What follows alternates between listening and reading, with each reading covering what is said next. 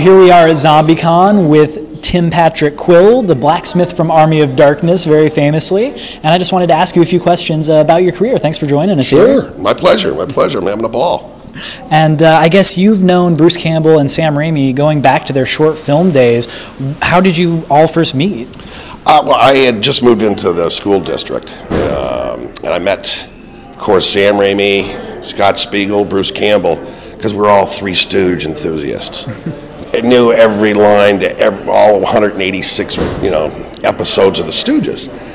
And back then we used to shoot, that's what I was saying when we were doing the introduction, about 35, 40 years ago, we did these Super 8 movies. We'd have the sound and we'd act it out and do the mouth and, the whole 9 yards. And we probably made about a dozen, maybe 18 films, somewhere in there, dozen and a half films, probably in 10th, 11th, and 12th grade. And that's how I got to know Ted. Ted was always our kid. He was always the kid. And the rest of us were what we called fake shemps. I'll get into that in a second.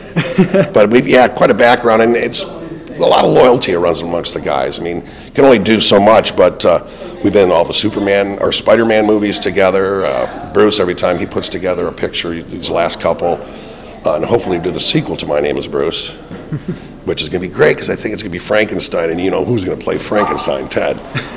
But no, pretty loyal. It's worked out really well. Yeah. Oh, that's great. Since you guys were so close, how come you did not appear in the first Evil Dead? When I graduated from college, I'm the one that finished. I went into business. I worked for Procter & Gamble, and kind of the acting thing was put away until I moved out to California. And when I moved out to California, Sam, he brought me in. He goes, Tim, would you shave your head? You got one line for $5,000. And I told him, I'll shave other body parts if I have to. Sam goes, no, it's not that kind of movie. And that was how I got my SAG card. And pretty much, I appear in quite a few of his films, but no, I really didn't get started. I didn't get my SAG card until I was almost 30 years old. That's when I moved out to Hollywood. And you appeared in Scott Spiegel's 1985 movie Thou Shalt Not Kill, except a very low-budget production. Wow. What was that experience like for you working on that film? You talk about a guerrilla shoot, it was a guerrilla shoot. All I can remember is we dressing on the side of the road, feeding the cast 5 minutes before lunch. Scott Spiegel would run out to a store and say, hey, I'll give you credits, and then we'd fill the trunk full of sub sandwiches and feed the cast. It was a real short, low-budget movie. But it appeared at the theaters. It was in the theaters for a few weeks. That's one of my favorite ones. It was fun to make, but talk about a guerrilla shoot, in and out, using a restaurant from 10 at night till 6 in the morning, and you had to get out. But Scott Spiegel, he's a genius. He's the one that really produced our films when we were younger. And he would get by. We would shoot a whole movie with 5 people. Wow. 5 people. Yeah, it was amazing. He made it work. And as you alluded to before, you joined the Evil Dead trilogy in Army of Darkness when you shaved your head, played the blacksmith. Yeah. What was it like working on that, going from, the low budget of something like Thou Shalt Not Kill to Army of Darkness, which, is kind of night and day with the first Evil Dead budget and content-wise? You are exactly right, because I'd never seen anything like that. I came from the biggest budget I did was Thou Shalt Not Kill at the time. So I moved out to Hollywood, and I got my head shaved. They brought me out to the set because the girl was looking at some kind of picture, and she goes, you got to come out to the set. So she brought me out to the set, and Sam's doing his, all right, you people in the crane, doing his whole thing. And he looks down at me, and he goes, bring me down. He brings the crane down. He looked at he knew it. This is what he pictured. He got the book out, the storybook, opened it up to the page, and I was an exact duplicate of the picture book. I'm telling you, he knew what he wanted. But I looked, and I'm standing in the middle of a castle. He built a castle up in the high desert. And I'm going, man, talk about a change in budget. Sam has made it. Because I was dealing with De Laurentiis money at the time. And he did a great job, but it was so funny. He always remembers his beginnings. Because we kept on trying to shoot these gags we did when we were kids. And he just turned to me and he goes, you notice, same gags, just different budget. And he is so right. Even Spider-Man, I'm telling you, he brings back the old stuff. It's a joy working for him, man. Yeah. And in 1999, you reteamed with Scott Spiegel when he directed From Dusk Till Dawn 2. What was it like on that film? That's another one where it is a lot different than the original movie, and then that one, it's some different crew had kind of taken over that series. Yeah. Well, the good thing about that was they shot it in Cape Town, South Africa. So it was a nice little trip. And I was fortunate enough to get a part as Officer Tarcisio, and Scott Spiegel, they brought him in to save that picture. And he got his bang for the buck. That's one thing he was able to do. You give him a buck, he'll give you $10 worth of action. It was really, really neat to work with him because he worked with a great special effects artist. That's what basically that movie is all about. No, Scott Spiegel, he's the one he can get it done. He can give you a $10 movie for a buck. Yeah, that's right. And when you're working with people like Robert Patrick as opposed to your old friends, how is that like, in your acting process? Well, you know what? In not Woody Harrelson, his brother.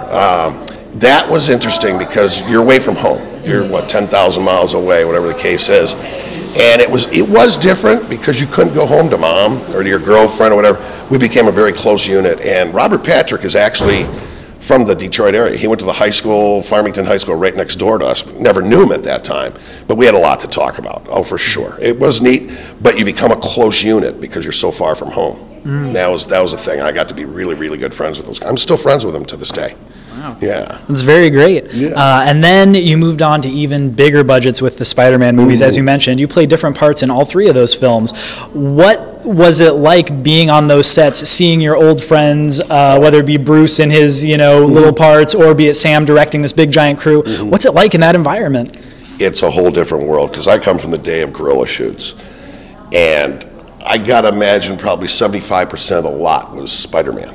At Sony. It was incredible. Yeah. Sam had access to anything at any time he needed. I mean, basically he was, walk around arm in arm with the president of Sony Pictures. He was an important guy because that was probably their profits that year.